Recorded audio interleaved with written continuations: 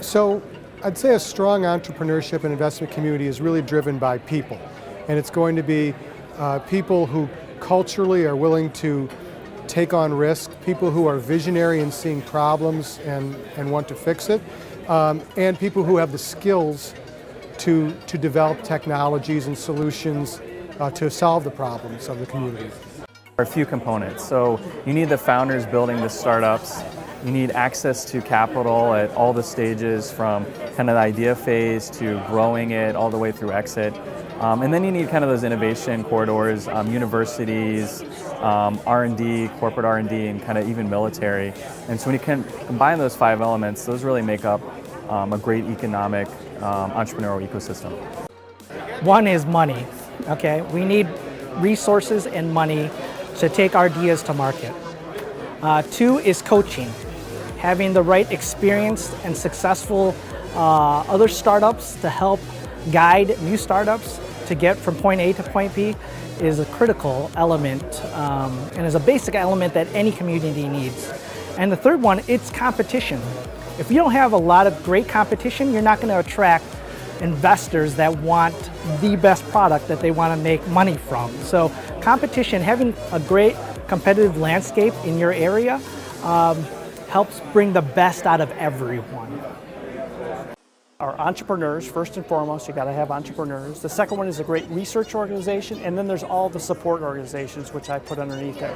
The three things that combine those together are the ones that take risks. So basically all three of those organizations have to take risks or the whole community doesn't work as a whole. A big part of the equation is just having talented people, entrepreneurs that know what they're doing, that have had experience, that are staying in the area. Capital is obviously a big part of the equation as well, and I think we have a lot of good venture firms here in Michigan. I think the more that you have, the better in theory, and that promotes just a good community. Certainly capital. It's important to have investment at all levels, so early stage investments, medium stage investments, and then later. Because without that, you can have companies that get to a certain point and then they can't remain in the community because capital isn't available. In addition to that, I think it's really good to have lots of meetup groups and just general activity, and that's across the entrepreneurial, sort of business leader type meetup groups, engineering development type meetup groups, and certainly a nice talent pool is essential for a startup community. It doesn't do any good to have great ideas for great companies and even leaders of those companies with no people to actually work and execute on them.